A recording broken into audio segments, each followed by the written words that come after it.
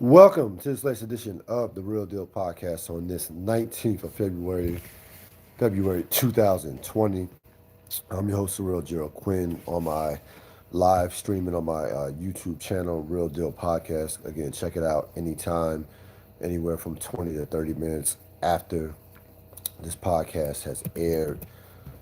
Again, you can find me on a bunch of platforms, whether it be Blog Talk Radio, Stitcher, Spotify, Apple, iTunes, Apple.com, and again, of course, YouTube as well. A lot to talk about here on this busy Wednesday. We're going to be getting in. First time we done, not the first time, but seemingly the first time we've had a full show in a couple of weeks on this platform. So certainly happy to be back with you from that standpoint. We'll be on tomorrow evening as well with Thursday thoughts. I'll post that on my YouTube channel as well. It won't be a live stream, but I'll post that sometime tomorrow evening. But a lot to talk about on this busy Wednesday. Number one, it sounds like the NFL is going to go to a 14 team playoff format in which you will have only one team from each conference getting the a first round bye. So that'll be a little bit different, more competitive in terms of home field advantage down the stretch of NFL seasons. The 17 game schedule won't happen. If it does happen, if they accept it, it won't happen until 2021.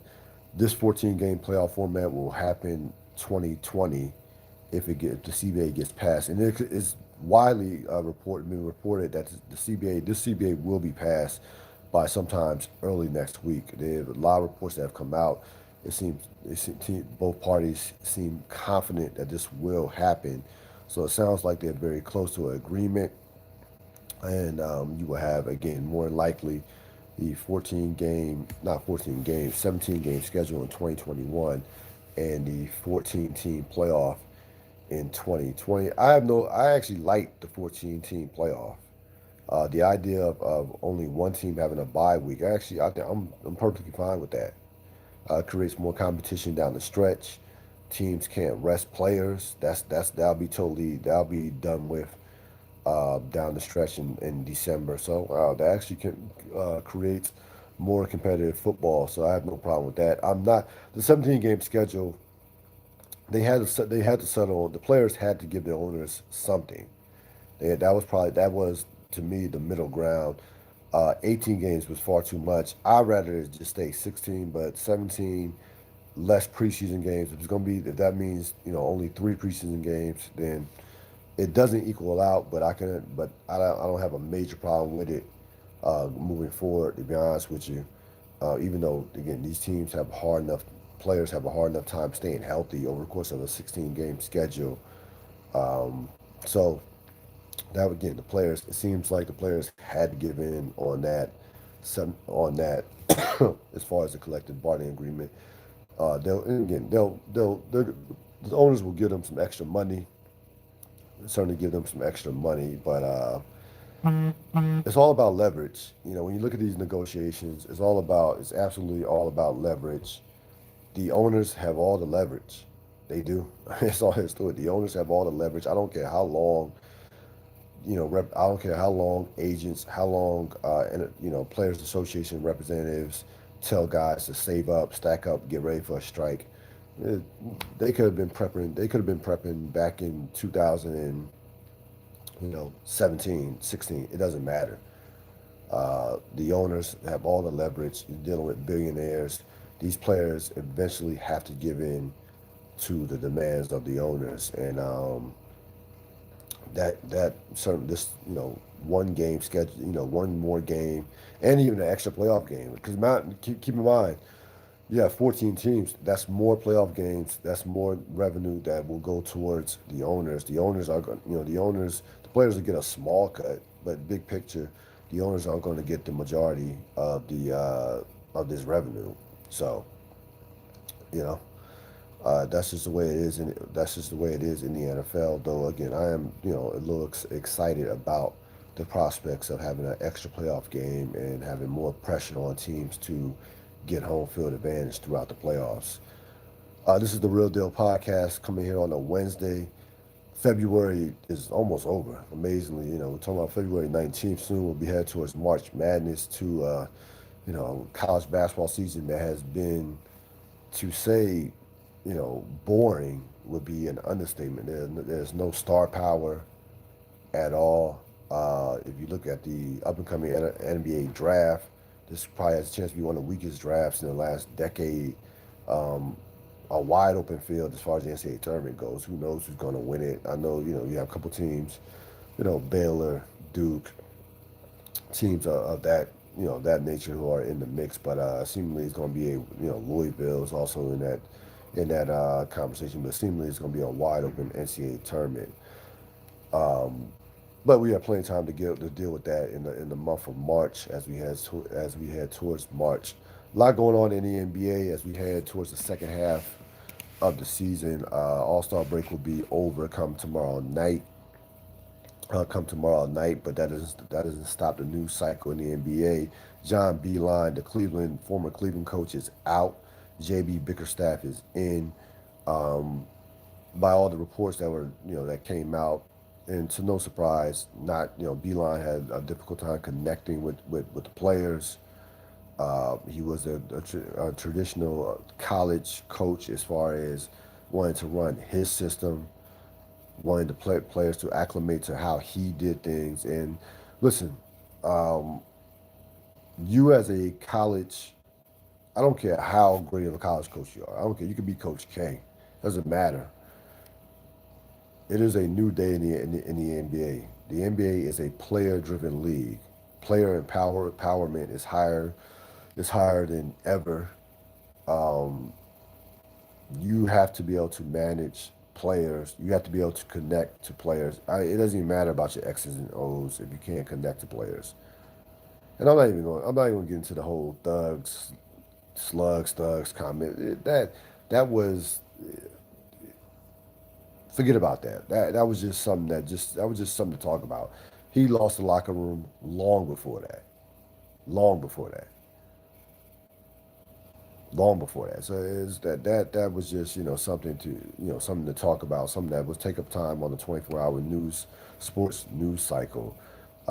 Beeline again is a top level college coach. There's no question about it. There's all this to it. There's no absolute. He is a top college coach. But again, when you're coaching in the NBA, you have to deal with guys who 20, 19, 20, 21 year olds who have had their asses kissed for the most part, for the better part of their careers, who are used to being number ones on teams, who, you have to deal with a lot of stuff in trying to manage these players, especially on a bad team, because there's no leadership on a bad team.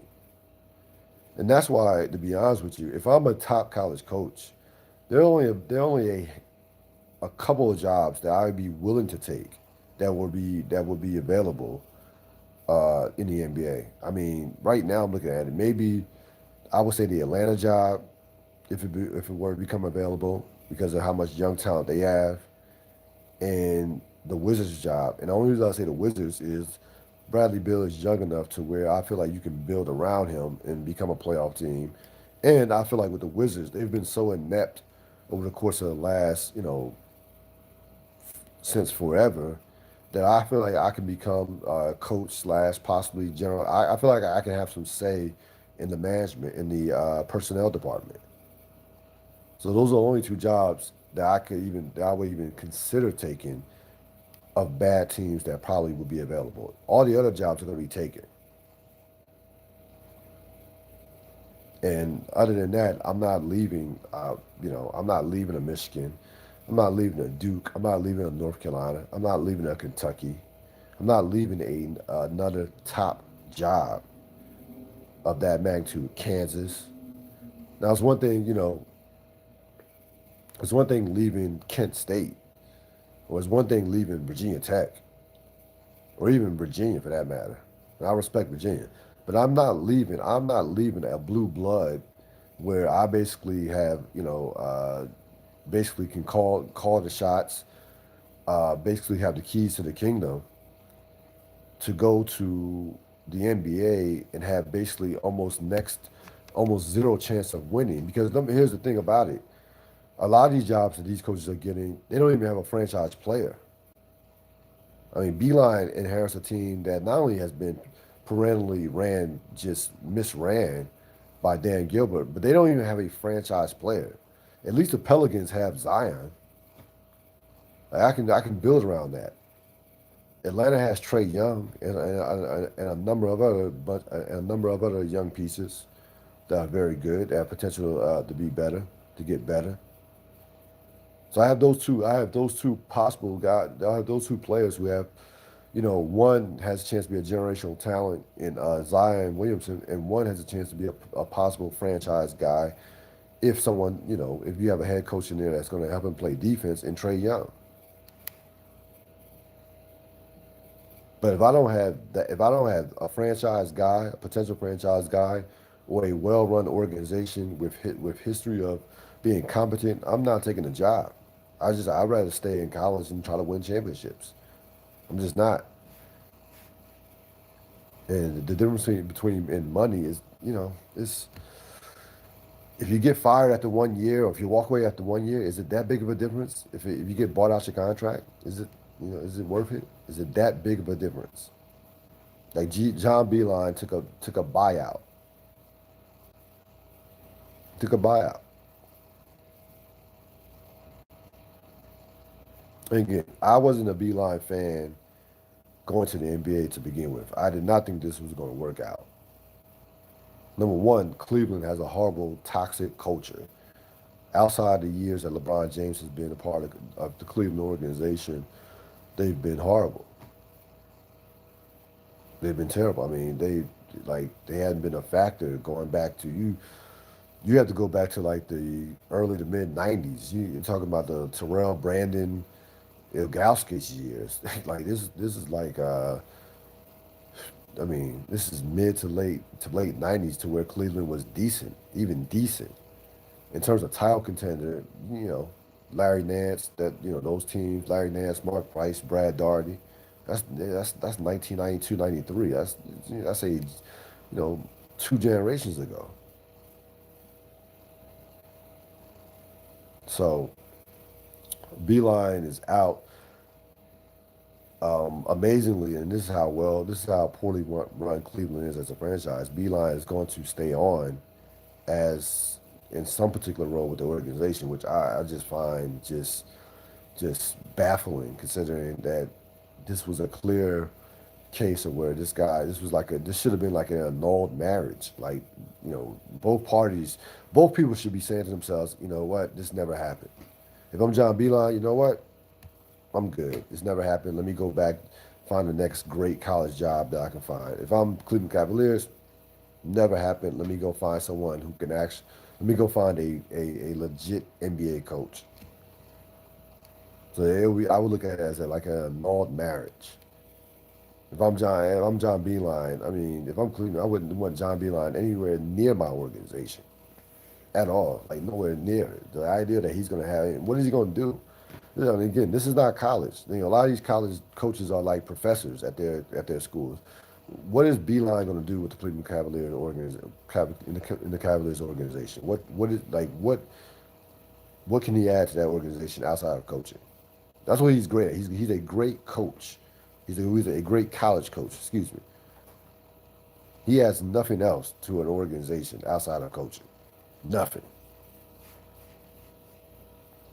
So, Cleveland. I hope Cleveland enjoyed those years from 2014 to 2018, from '03 to 2011, 2010 when LeBron was there, because it is, the cupboard is bare, to say the least. As far as the NBA All Star game went, I thought I was impressed with the whole with the format. You could now that was probably was as hard as guys have ever played in recent memory, especially in that fourth quarter. I mean, guys were as tight as drums, missing free throws, couldn't, the field goal percentage went down to like 35%. Um, it was exciting to watch. You got LeBron getting angry. You got, you know, the Greek versus LeBron. You got James Harden doing his normal choke job in crunch time.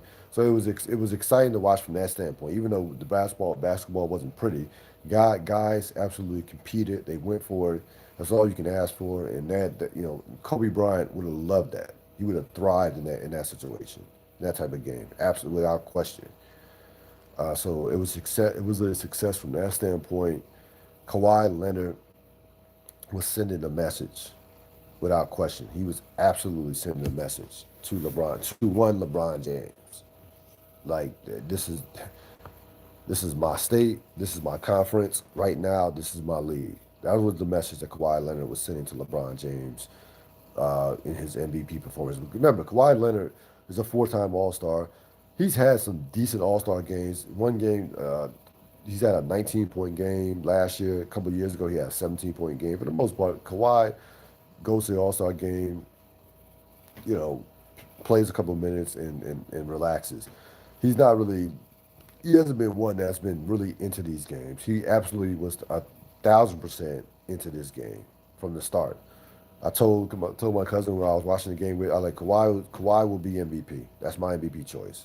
Out of all the guys, whether it be LeBron, Giannis, who guys you could have picked, I like Kawhi is going to be the MVP of this game. There was no question in my mind that he was going to win the MVP of that game. And he was out there to absolutely to send a message, and it was a message that was sent that I'm the best player in the league, and I'm the guy in the playoffs that will control the playoffs. And I shouldn't be surprised because it's classic ESPN. They had a panel of their writers choose which player would you take in the playoffs, and they had LeBron James over Kawhi Leonard, which was comical to me at this point. Absolutely comical. Like, you're not taking LeBron James over Kawhi Leonard at this particular stages in their careers. You're not. If you are, you're just an idiot. You just don't know anything about basketball, or you haven't watched basketball in the last 3 or 4 years. Like, Kawhi's better.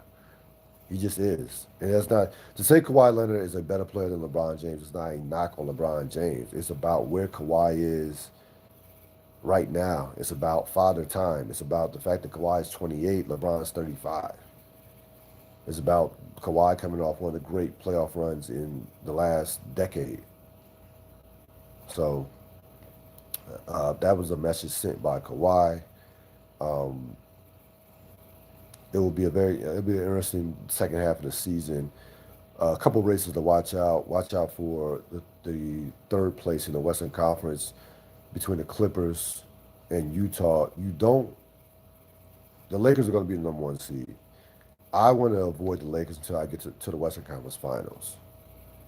So that means if I'm the Clippers, I'd much rather play Utah in the second round than play the Lakers in the second round.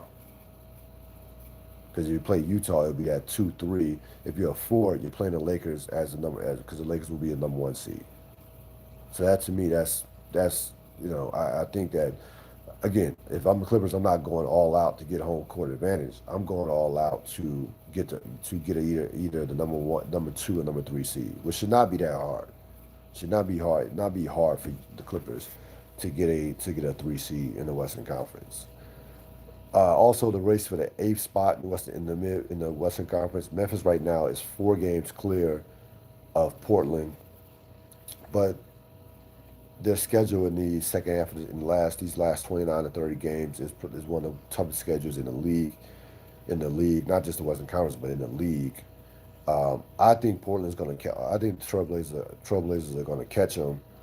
It sounds like the Lillard injury is not that serious, so he won't miss a significant time. But assuming that he is injured, assuming that he does get back, I think I definitely could see Portland possibly catching Memphis. And don't be surprised if the Pelicans come out of nowhere with a 7 to 8 game winning streak. Zion is ready to explode. He's only going to get better as the as he gets more playing time, as he gets more his sea legs under him. So I think I wouldn't be surprised if either Portland or New Orleans caught Memphis for that A spot. So you got that going on in the Western Conference. As far as the East goes, we know we know Milwaukee is going to be the number one. The question is, will they challenge for 70 wins, and will they challenge the point differential mark in terms of point differential? They're at over 12 right now, which is historic, top three, top two of all time. They have a chance to challenge both those marks, 70 wins, and also the point differential mark as well. So they're going to be number one seed. You have Boston and Toronto's going to be more than likely the number two seed. Um, Now again, Toronto's only a game and a half ahead of Boston, so Boston could be the number two seed. But again, you just don't want to fall below three if you're Toronto or Boston. Miami is 3 games behind Boston for that number three seed. If you're Toronto, if you're Boston, you don't want to fall to number four. You don't want to see Milwaukee in the second round. You want to avoid Milwaukee to the conference finals. You much rather play each other, Toronto versus Boston, than playing Milwaukee in that second round. So you'll have that going on. No, who cares about the eighth spot in the Eastern Conference, because neither one of those teams are a contender. The Wizards probably have a chance to catch Orlando. I wouldn't be surprised. Bradley Beal can go on one of these streaks where he can average 35 for a month. Don't be surprised. So don't be surprised if the Wizards get in the playoffs as the eighth seed in order to to get swept by the Milwaukee Bucks. And again, I'm just not all the way in on the Milwaukee Bucks as a team that can win as a team that will win a championship. I'm just not. Can they get to the finals? Yes. But will they beat the Clippers or the Lakers? I don't see it. That's where I'm at right now. And again, I could be dead wrong, and this could be Giannis's year. But I think that he probably will get them to the finals, despite how great Toronto has been, despite how tough Boston can be, how dangerous Philly could be. And I still will not discount Philly as a team that could possibly get to the finals, because Ben Simmons has been that dominant over the course of the last 20 games or so. But right now, it's Milwaukee's conference. Toronto's right there. I even think I think Philadelphia, poses a bigger threat to Milwaukee than even Boston, to be honest with you. So those are kind of the 3 or 4 teams that will dictate what happens in the Eastern Conference moving forward. As far as the baseball goes, I've had my fill of the Houston Astro bashing by the players from other teams. It's clear that the players are trying to bully Rob Manfred into stiffening the Houston punishment by doing one of two things, if not both, either suspending current Houston Astro players or stripping them of their 2017 World Series championship. Manfred is not going to do neither, nor should he.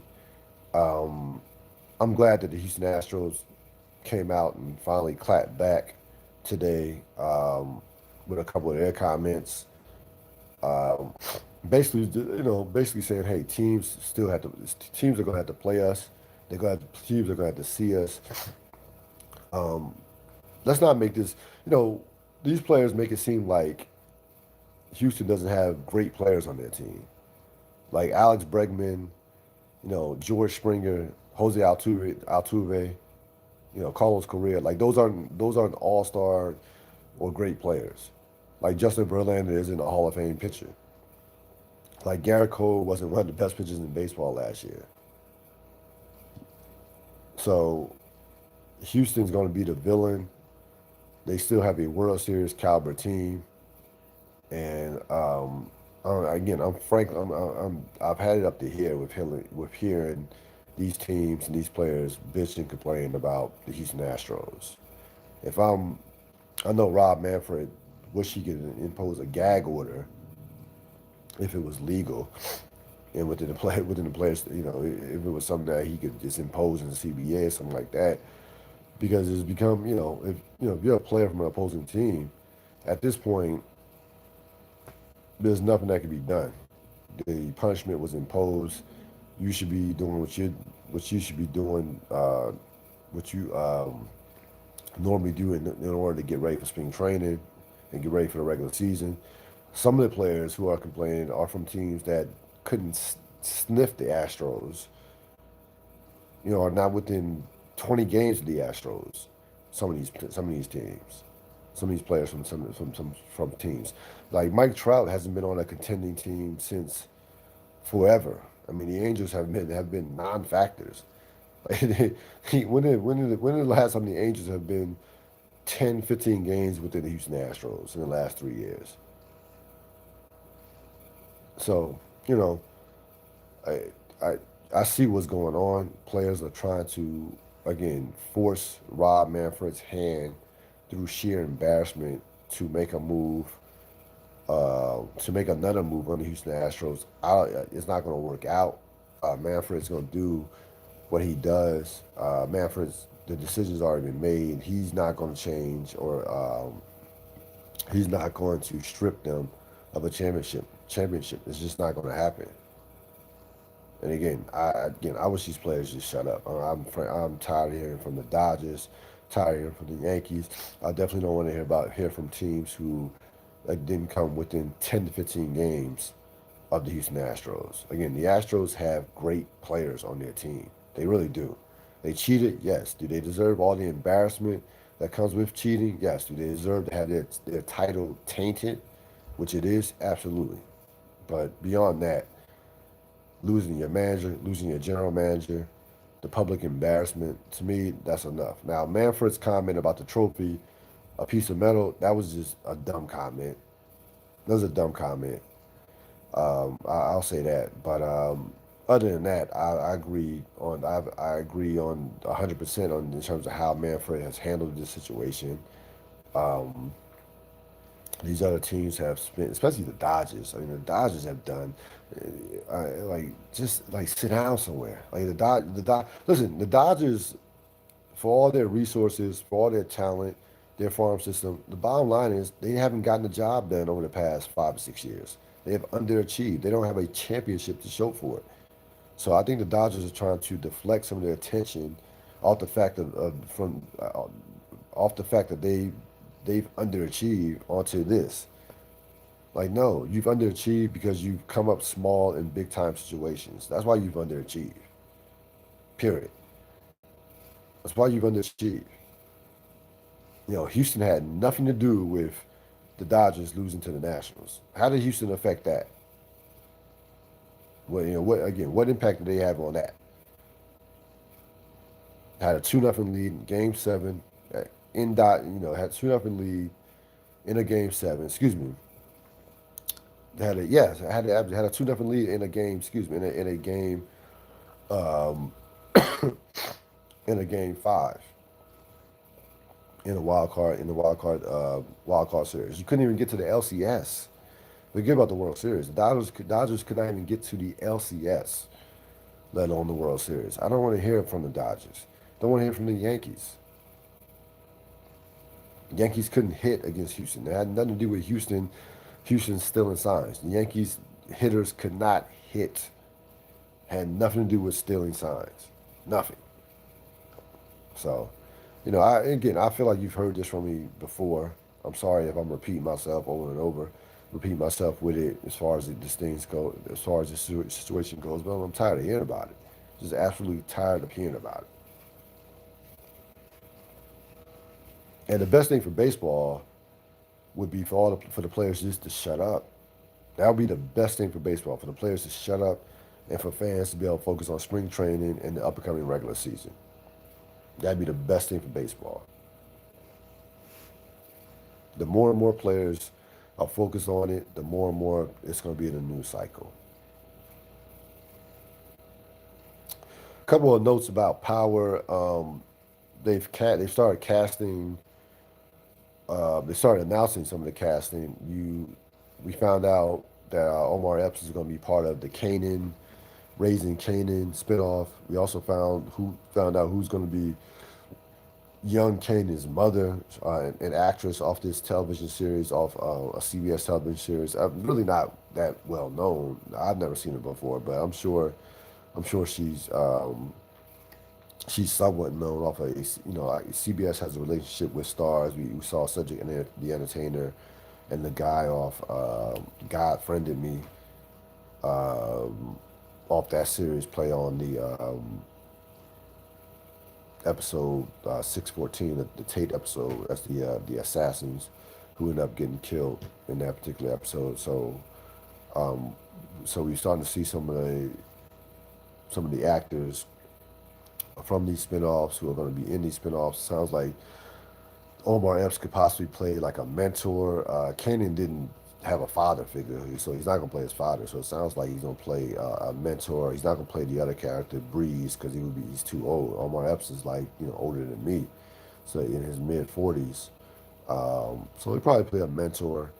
Um, so that's the one. And again, that sounds like that will be happening after. That's going to happen after the Tyreek spinoff or the Power Book 2 with Tyreek and Michael Rainey Jr. and Queen Latifah and Method Man. So again, Power never ends. They're going to milk this till it can't be milked anymore.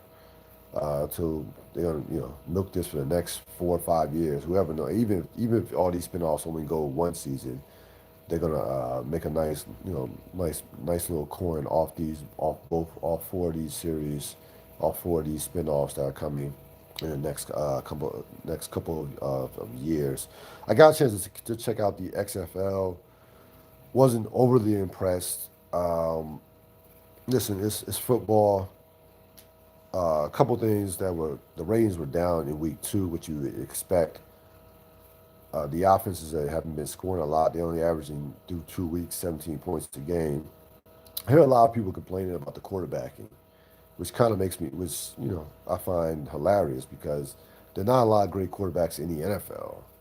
There are only a handful of good quarterbacks in the NFL. How the hell do you think you're going to get quality quarterbacks in the XFL?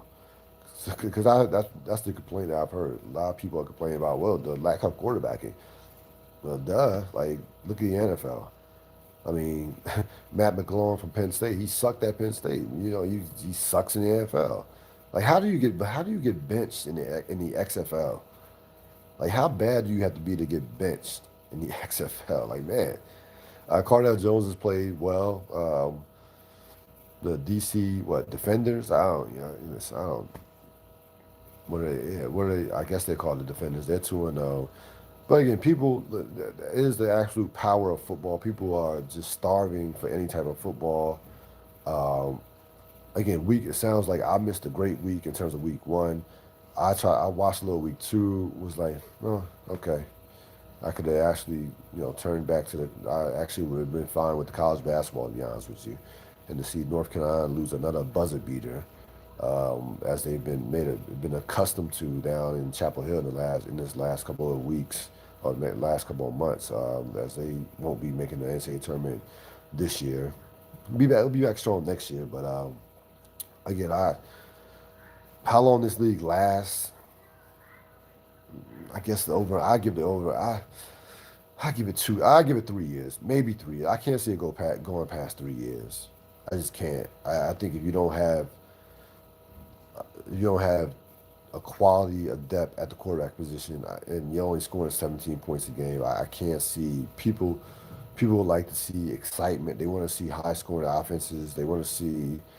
You gotta give them a little bit more than what you're giving them right now, through the course of the first 2 weeks. So maybe 3 years, maybe 3 years at the most, maybe only even 2. But I'll just go 3 to be on the safe side. That's gonna wrap it up for this latest edition of the Real Deal Podcast. We'll be back tomorrow evening with Thursday Thoughts.